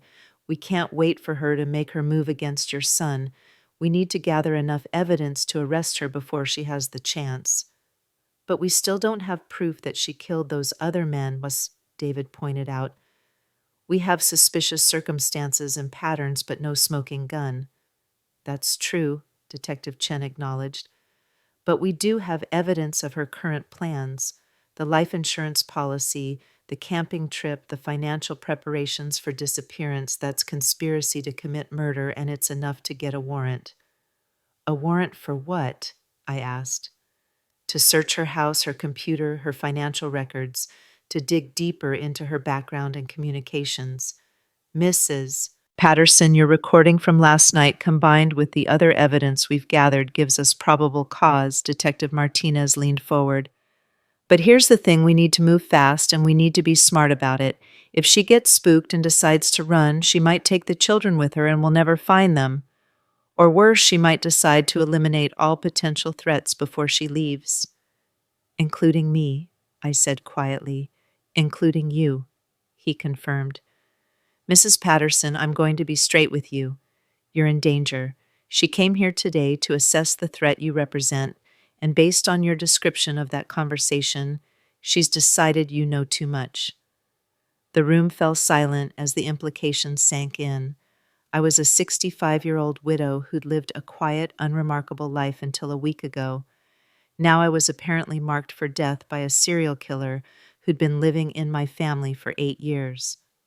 "So what do I do?" I asked. "Hide, run, disappear myself. You help us catch her," Detective Martinez said. "Yes, you be bait." David stood up so quickly his chair fell backward. "Absolutely not. I won't let you use her as bait. It's too dangerous." "It's the only way," Detective Chen said quietly. "She's already suspicious of Mrs. Patterson. If we try to arrest her now with the evidence we have, a good lawyer could get her out on bail. She'd disappear before the trial and your son would still be in danger. But if she makes a move against Mrs. Patterson," Detective Martinez continued, "if she tries to eliminate what she sees as a threat, we'll have her for attempted murder. An attempted murder of a witness gives us leverage to get her to confess to the other crimes." I looked at David's stricken face, at the two detectives who were asking me to risk my life to save my family at my quiet kitchen, where just an hour ago I'd been threatened by a woman I'd welcomed into my home for 8 years. "What would I have to do?" I asked. The plan they outlined was both simple and terrifying. I would continue acting normally, maintaining contact with my family while wearing the recording device at all times. The police would monitor my house with unmarked surveillance ready to move if Meadow made any attempt to harm me. Meanwhile, they would execute search warrants on her property and financial records looking for the concrete evidence they needed to build an airtight case. The key is to make her think she's in control, Detective Martinez explained. Serial killers like this, they're meticulous planners, but they're also arrogant. She believes she's smarter than everyone around her, that she can manipulate any situation to her advantage. We're going to use that arrogance against her. What if she tries to hurt my son before you can arrest her? I asked. We'll have protection on him too, though it has to be discreet. If he knows what's happening, if his behavior changes in any way, she'll know something's wrong. David was pacing my living room like a caged animal. This is insane. You're asking a civilian to confront a killer. What if something goes wrong? What if she decides to eliminate Mrs. Patterson before making her move against Elliot? That's a risk, Detective Chen admitted. But it's the only way to save both of them. If we wait, if we try to build a case through traditional investigation, she'll kill Elliot and disappear with the children. Mrs. Patterson will still be in danger, but she'll also have lost her son and grandchildren forever. I thought about Tommy's shy smile when he'd given me the shell from Italy, about Emma's excited chatter over dinner, about Elliot's relaxed happiness as he'd described their vacation. Then I thought about Meadow's cold eyes as she talked about accidents and hard choices. I'll do it, I said quietly. The next 48 hours were the longest of my life. I went through the motions of my normal routine, but every shadow seemed threatening, every phone call potentially dangerous. The surveillance team was invisible, but knowing they were there provided little comfort when I was alone in my house at night, listening to every creak and settling sound, wondering if Meadow was out there planning her next move. On Thursday morning, Elliot called with news that made my blood run cold. Mom, I found the perfect place for our camping trip. There's a national forest in Colorado with these amazing hiking trails, really remote and beautiful. Meadow's so excited about it. That sounds wonderful, honey. I managed my voice steady, despite the terror building in my chest. When are you thinking of going? Next weekend, if we can get everything together in time. Meadow already started shopping for supplies. She says she wants it to be perfect, a real adventure for the kids. A real adventure. The euphemism made me sick. Have you been camping much before? Not really. But Meadow knows a lot about it. She was telling me about this hike she wants us to take up to this overlook with incredible views. She says the kids will love it. An overlook. A perfect place for an accident. I gripped the phone tighter, fighting to keep my voice casual. Just be careful, sweetheart. Those mountain trails can be dangerous. Don't worry, Mom. Meadow's got it all planned out. She's been researching the area for weeks. After I hung up, I immediately called David. They're going next weekend. She's already shopping for supplies, and she's been researching the area for weeks. We're running out of time, David said grimly. The warrant comes through tomorrow morning. We'll search the house while they're at work and the kids are at school. What if we don't find anything? We will. People like Meadow always keep trophies records, some kind of evidence of their crimes. It's part of their pathology. That evening, I was surprised to receive another unexpected visitor. Emma stood on my doorstep with a small overnight bag, looking uncertain and a little sad. Grandma Mommy said I could spend the night with you if you want. She and Daddy have some grown-up things to do. My heart clenched. Of course, sweetheart, I'd love to have you stay over. As Emma settled into the guest room, chattering about her day at school, I wondered what grown-up things Meadow and Elliot were doing. Were they finalizing plans for the camping trip? Was Meadow making last-minute preparations for what she intended to be my son's final adventure? But having Emma in the house also brought an unexpected sense of purpose. This sweet, innocent child was one of the reasons I was risking everything. Whatever happened to me, I had to make sure she was protected from the truth about the woman she called Mother. We made cookies together, watched a Disney movie, and I read her stories before bed, just like I had when she was smaller. For a few hours, I could almost forget about the surveillance team outside, about the recording device in my pocket, about the fact that I was being hunted by a killer who'd been part of my family for 8 years. But at midnight, as I was checking the locks for the third time, my phone rang. It was Meadow. Loretta, I'm so sorry to call so late, but I just realized I forgot to pack Emma's allergy medication. She needs to take it every night. She seems fine, I said carefully. I know, but if she doesn't take it, she might have a reaction in the morning. I'm going to come over and drop it off.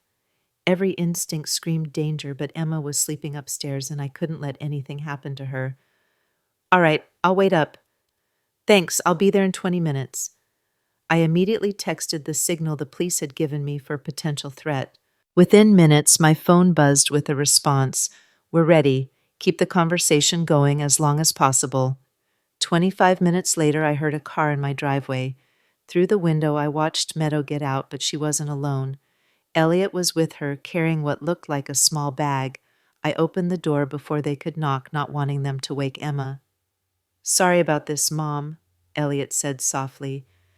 I told Meadow we could wait until morning, but she was worried about Emma having a reaction. It's fine, I said, though my heart was pounding. Come in. Meadow smiled, but there was something different about her expression tonight. Something harder, more calculating. You're so good to take Emma on such short notice. We really appreciated having the time to ourselves. What did you two do with your evening? I asked, trying to keep the conversation light while the recording device captured every word. Oh, just some planning for our trip, Elliot said. Meadow's been incredible organizing everything. She's thought of details I never would have considered. Like what kind of details? Meadow's eyes glittered in the lamplight. Safety precautions mostly, making sure we're prepared for emergencies. You never know what might happen in the wilderness. That's very thoughtful, I managed. I believe in being thorough, Meadow said, her voice taking on a strange quality. When you're responsible for people's lives, you have to think through every possibility. Elliot was looking through the kitchen cabinets, searching for a glass to get Emma's medication ready. While he was distracted, Meadow stepped closer to me. Loretta, she said quietly, I hope you understand how much this family means to me, how far I'd go to protect it. I'm sure you would do anything for them, I replied, trying to keep my voice steady. Anything, she repeated, and there was no mistaking the threat in her tone. Elliot returned with the glass of water, and we went upstairs together to wake Emma for her medication. My granddaughter was groggy and confused, but she took the pill obediently before settling back into sleep. As we came back downstairs, Meadow lingered near the kitchen counter where I'd left my car keys and purse. You know, Loretta, I was thinking maybe you'd like to come on the camping trip with us. It could be a wonderful family bonding experience. The invitation sent ice through my veins. She wanted me isolated in the wilderness with them, away from witnesses, away from help. Whatever she was planning for Elliot, she'd decided I needed to be eliminated too. That's a lovely thought, I said carefully, but I'm not really much of a camper. I think I'd slow you down. Oh, I don't think you'd slow us down at all, Meadow said with a smile that didn't reach her eyes. In fact, I think you might be surprised by how liberating the experience could be. Elliot, oblivious to the undercurrents in our conversation, laughed. Come on, Meadow, you know Mom's more of a hotel person than a tent person. People can change, Meadow said, still looking directly at me.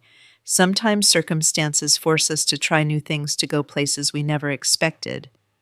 Well, I said, forcing a laugh, maybe when the kids are older, I wouldn't want to worry about keeping up with them on those mountain trails.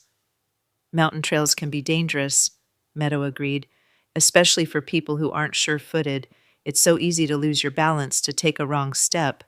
The conversation was becoming more surreal by the minute, full of double meanings and barely veiled threats. I was grateful when Elliot announced they should head home so everyone could get some rest. As they prepared to leave, Meadow hugged me again, just as she had after dinner earlier in the week. Take care of yourself, Loretta, she whispered in my ear. Be very careful. These are dangerous times. After they left, I sat in my living room, shaking, replaying every word of the conversation. Meadow had essentially confirmed everything we suspected. She was planning something for the camping trip, something that would involve accidents and dangerous situations. She'd also made it clear that she saw me as a threat that needed to be eliminated. The next morning, Detective Chen called with an update.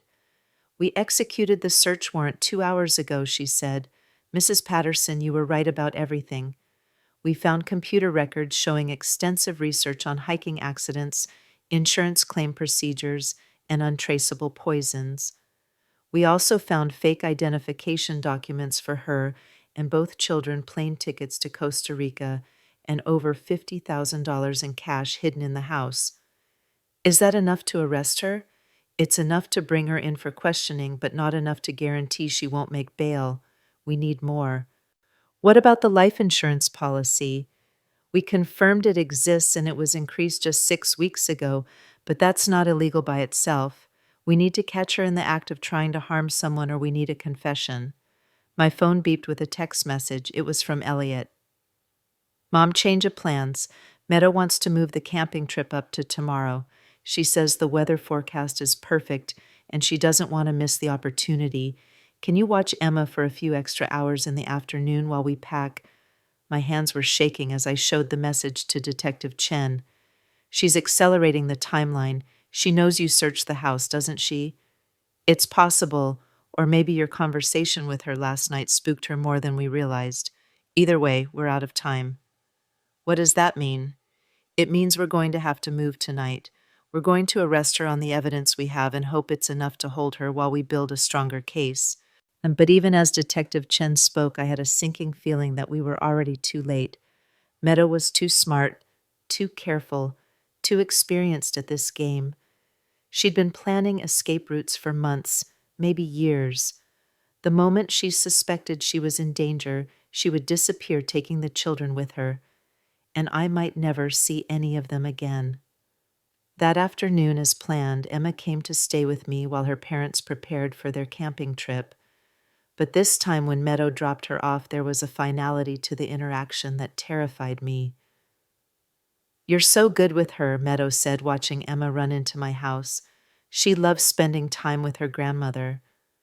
I love spending time with her too." "I hope she always remembers these times with you," Meadow said. "No matter what happens, no matter where life takes her, I hope she remembers how much her grandmother loved her." The words sounded like a goodbye. "Meadow, is everything all right? You sound sad." "Change is hard," she said simply, "but sometimes it's necessary. Sometimes people have to leave the places they love to protect the people they love." "Are you going somewhere?" Meadow smiled, but her eyes were cold. "We're all going somewhere, Loretta. The question is whether we get to choose our destination or whether it's chosen for us." After she left, I called Detective Chen immediately. "She's getting ready to run," I said. "She's saying goodbye without saying goodbye. I think she's planning to take the children tonight before you can arrest her." "We're moving now," Detective Chen said. "Stay with Emma. Keep your doors locked and don't let anyone in except us." But an hour later, my phone rang with the news I'd been dreading. "She's gone," Detective Martinez said. "The house is empty, cleaned out completely. Elliot's at work and has no idea what's happened. We've got units looking for her, but she's had months to plan this escape," I finished. "I'm sorry, Mrs. Patterson." We moved as fast as we could. As I hung up the phone, Emma looked up at me with her bright, innocent eyes. "Grandma, when is Mommy coming to pick me up?" I knelt down and took her small hands in mine, trying to think of how to explain that her mother was a killer and a kidnapper who might never come back for her, or worse, might come back to take her away from everything she'd ever known. "I'm not sure, sweetheart," I said finally, "but you're going to stay with me for a while, okay? Is everything all right? You look scared." Children are so perceptive, so quick to sense when the adults around them are afraid. I forced a smile and smoothed her hair. "Everything's going to be fine," I lied. "I just love having you here with me." But as Emma settled in to watch television, I stood at my living room window and scanned the street for any sign of Meadow's car.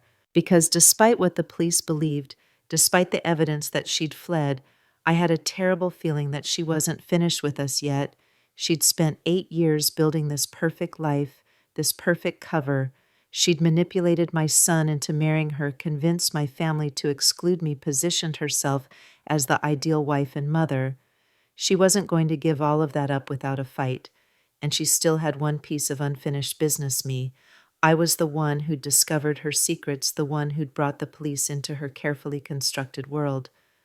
I was the reason her plans had been disrupted, the reason she was now a fugitive instead of a grieving widow with a $2 million life insurance payout. As darkness fell over my quiet neighborhood, I realized that Meadow's final act might not be running away. It might be revenge. My phone rang at exactly 9 o'clock. The caller ID showed Elliot's name, but when I answered, it was Meadow's voice on the other end. "Hello, Loretta," she said calmly. "I think it's time we had an honest conversation." "Where are you? Where's my son?" "Elliot's safe for now, but his safety depends entirely on what happens next." My blood turned to ice. "What do you want?" "I want you to bring Emma to me. There's a park about 10 miles from your house, Riverside Park, near the old covered bridge. Come alone and come now." "I'm not bringing Emma anywhere. She's safe where she is." "Is she?" Meadow's voice was silk over steel. "Loretta, you seem to be under the impression that you're in control of this situation. Let me clarify things for you. I have your son. I have ways of making his death look accidental that you can't even imagine. And I have absolutely nothing left to lose. The police are looking for you. You'll never get away with this. The police are looking for Margaret Winters, a woman who doesn't exist anymore. By tomorrow, I'll be someone else entirely in a place where they'll never find me. But first, I need to tie up some loose ends." "Emma's not a loose end. She's a 6-year-old child." "She's my daughter," Meadow said, her voice turning cold. "And I decide what's best for her. You have 30 minutes to get to the park. If you're not there, if you bring the police, if you try to be clever in any way, Elliot dies. Do you understand me?" The line went dead. I stood in my living room holding the phone and shaking, trying to process what had just happened. Meadow had my son. She was demanding that I bring Emma to her alone in a remote location where anything could happen to any of us. Emma was in the kitchen, innocently working on a coloring book, completely unaware that her world was about to explode. How could I explain to her that the woman she called mother was a killer?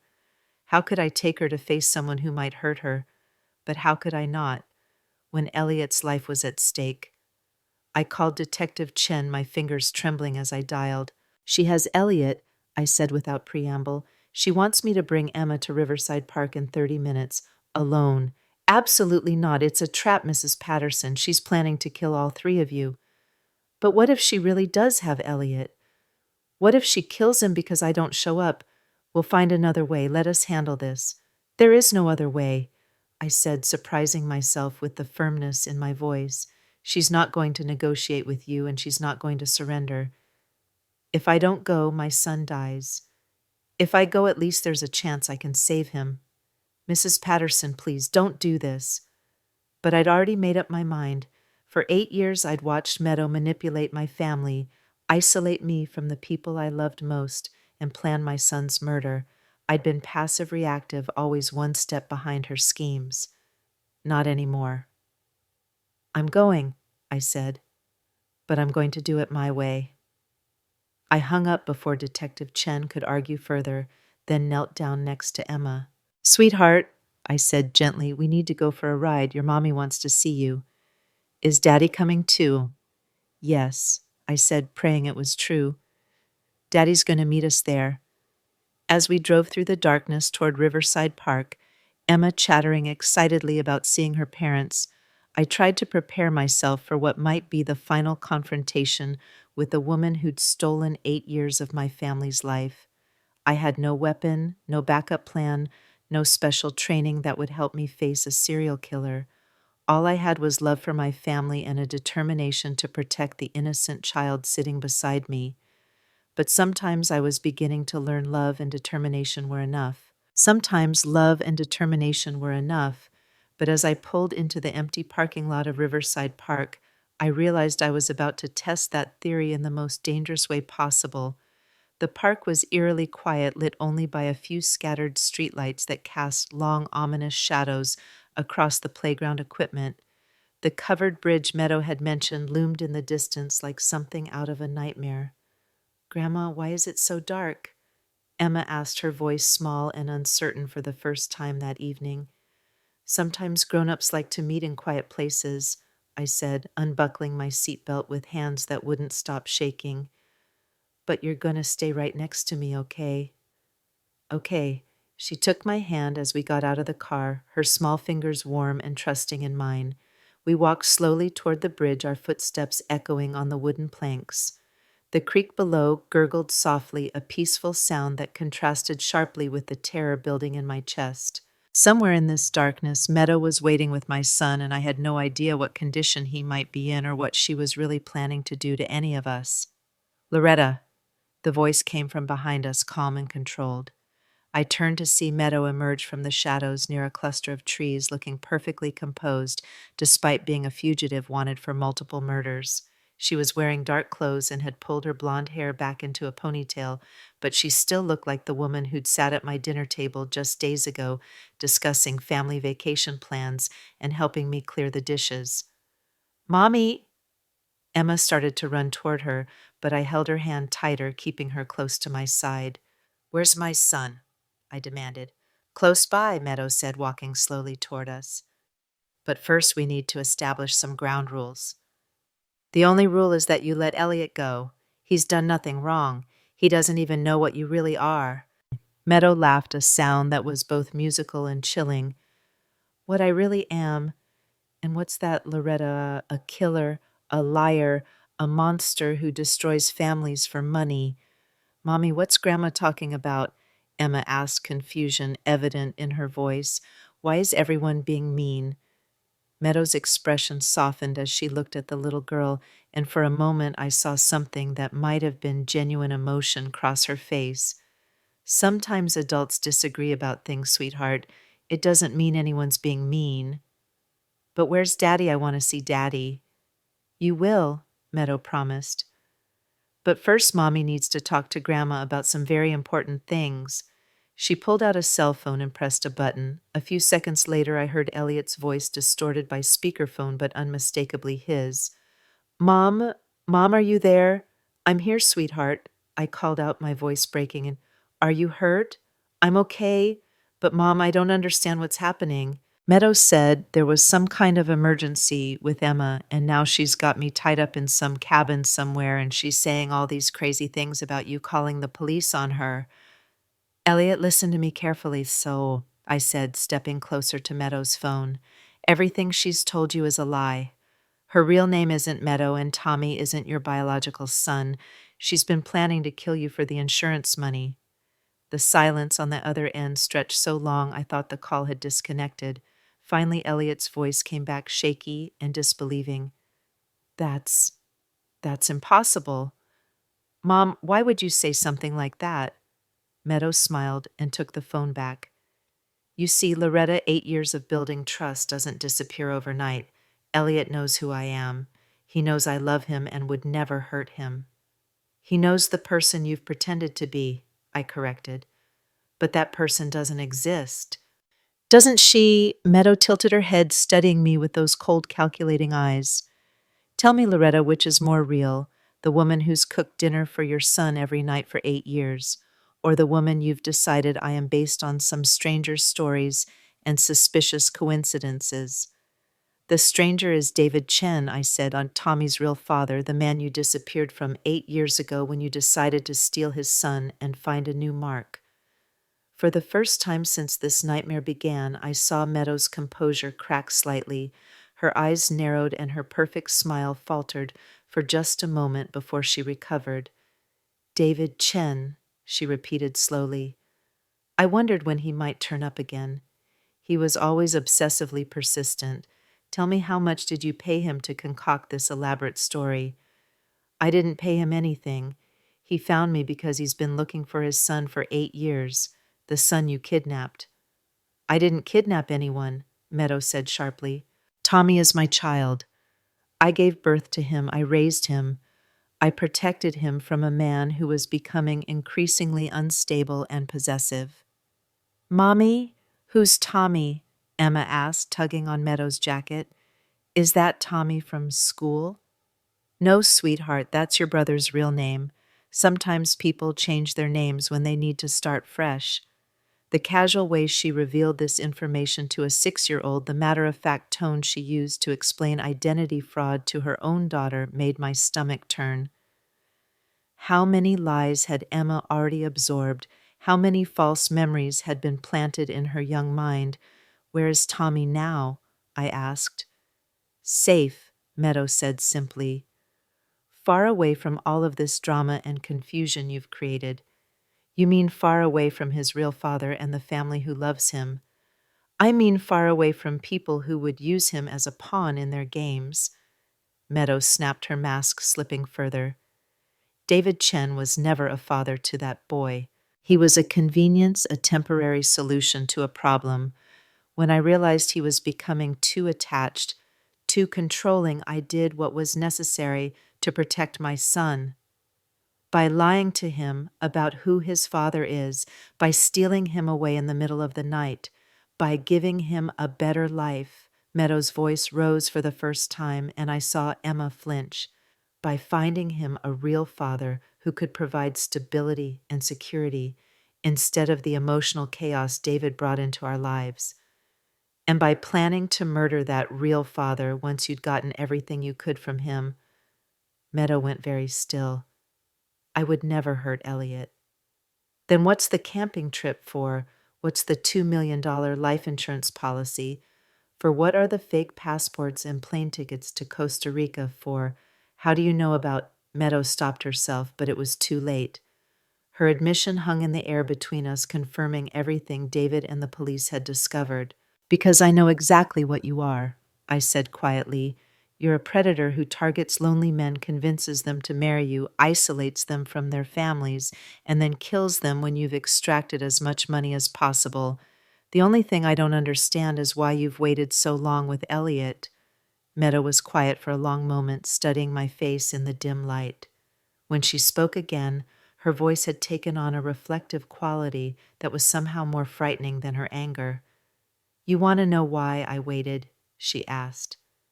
Because your son is different, Loretta. The others were easy, desperate men who fell in love with the idea of instant family, who were so grateful to have someone care about them that they never asked hard questions. But Elliot actually loved me. Not just the performance, not just the convenience, but me. You don't even know who you are, I said. How could he love someone who doesn't exist? I exist, Meadow said fiercely. I exist when I make pancakes on Sunday morning and listen to Emma read her first-grade books. I exist when I help Tommy with his math homework and celebrate his soccer goals. I exist when I hold your son at night and feel safe for the first time in my adult life. The raw emotion in her voice caught me off guard. For a moment, I saw not the calculating killer David had described, but a damaged woman who'd perhaps found something real in the fake life she'd constructed. Then why destroy it? I asked. Why not just be that person, live that life? You could have been happy. Because you wouldn't let me, Meadow said, her voice turning cold again. You, with your constant questions, your suspicious looks, your need to be involved in every aspect of your son's life, you made it impossible for me to just exist in peace. I made it impossible. I'm his mother. I love him. You're a threat, Meadow corrected. You see too much, you remember too much, you ask too many questions. Men like Elliot, they want to believe the fairy tale, but mothers like you dig deeper. You would have figured it out eventually, and then everything would have been ruined. So you decided to kill him and disappear rather than risk being exposed. I decided to protect my family, Meadow said, even if it meant making difficult choices. Your family. I stepped forward, anger overriding fear. You've stolen 2 children from their real families, planned to murder my son, and threatened to kill me. That's not protecting family, that's destroying it. Mommy, I'm scared, Emma said, tears starting to flow down her cheeks. I don't understand what's happening. I want Daddy.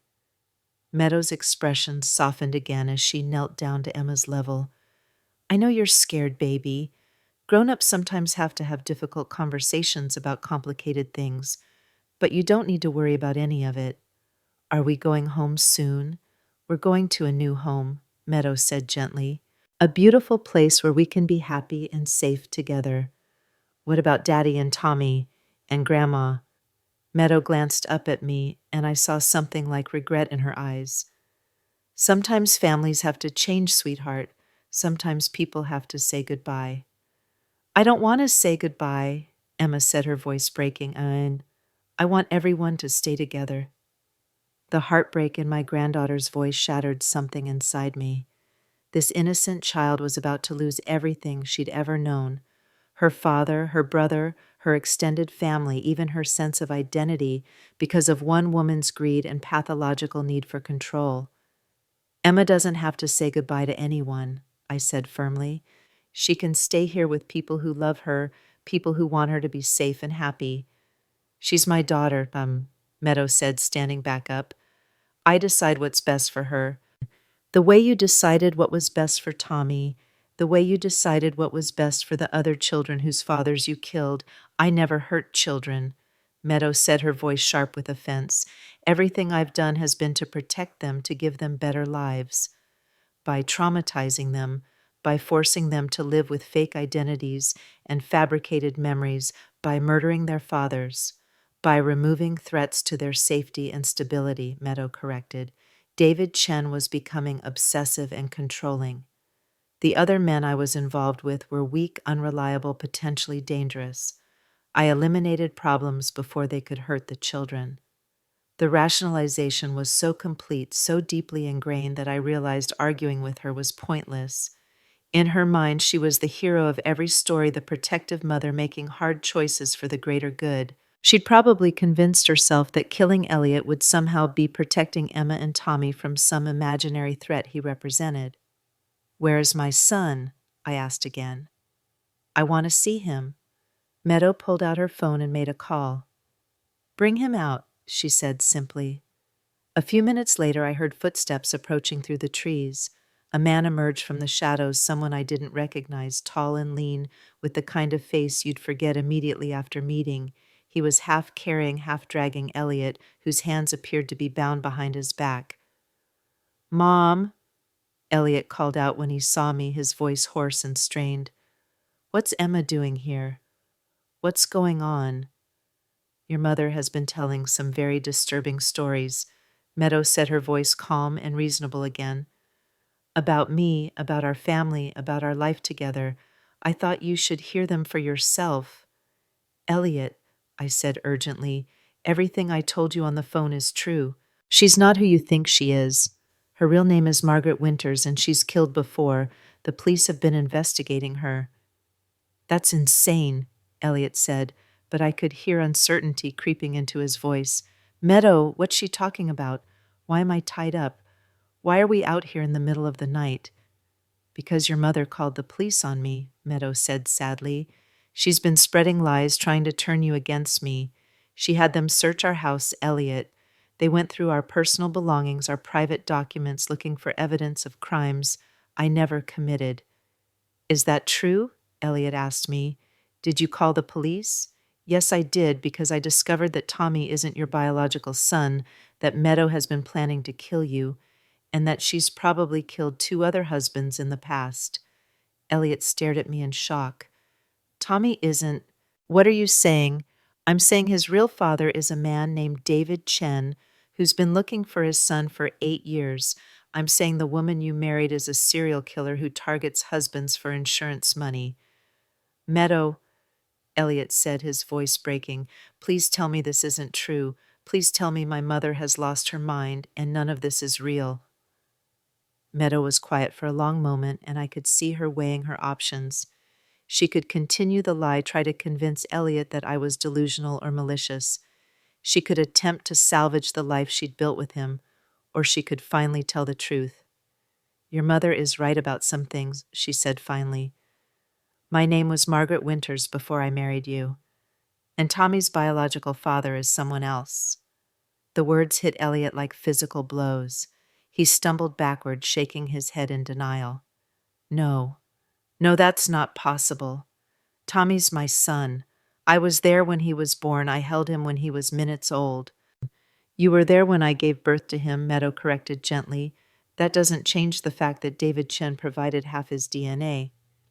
But why would you lie about something like that? Because I needed to protect him, Meadows said. David was becoming possessive, unstable. He wanted to control every aspect of our lives. I couldn't let Tommy grow up in that environment. So you lied to me for 8 years. You let me believe I was his father. You are his father in every way that matters, Meadows said fiercely. Biology is just genetics, Elliot.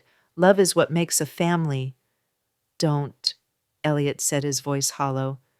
Don't you dare lecture me about love and family when you've built our entire relationship on lies. He looked at me with eyes full of pain and confusion. What else, Mom? What else have you discovered about my wife? I glanced at Emma, who was watching this conversation with growing distress, and tried to find words that wouldn't completely traumatize her. She's been planning to take the children and disappear, I said carefully. Permanently. And the camping trip? The insurance policy?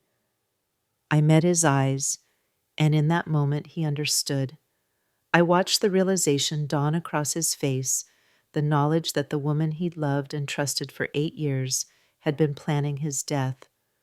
My God, he whispered, you were going to kill me. Meadow didn't deny it. She just stood there in the darkness holding the phone that connected us to this nightmare, looking like a woman who'd run out of options and excuses. I never wanted it to come to this, she said quietly. If your mother had just minded her own business, if she had just let us live our lives in peace, none of this would have been necessary. None of this is necessary, Elliot said, his voice stronger now despite his bound hands. You could have just left. You could have taken whatever you wanted and disappeared without hurting anyone, and left you to poison the children against me, let you fill their heads with lies about their mother being a monster. You are a monster, I said, my patience finally exhausted. You've kidnapped children, murdered husbands, and destroyed families. You've spent years manipulating my son and isolating him from people who love him. You've traumatized an innocent little girl who thinks you're her mother. You are exactly the monster you claim to be protecting people from. Meadows' mask finally fell away completely. The reasonable tone, the hurt expression, the air of wounded innocence, it all disappeared, replaced by something cold and predatory. You have no idea what you've done, she said, her voice like ice. I gave your son 8 years of happiness. I gave him a family, a home, children who adored him. I could have given him a lifetime of that, but you couldn't leave well enough alone. I couldn't let you murder him. I was protecting him from the pain of learning the truth, Meadows snapped. A quick accident, a brief moment of grief, and then the children and I could have disappeared quietly. No messy divorces, no custody battles, no traumatic revelations. Just a tragic accident and a fresh start somewhere new. Listen to yourself, I said. You're talking about killing my son like it's a mercy. It would have been mercy compared to this. Meadow gestured at the scene around us. Elliot bound and devastated, Emma crying, and confused the family she'd constructed falling apart in real time. Mommy, Emma said through her tears, I don't understand. Are you really going to hurt Daddy?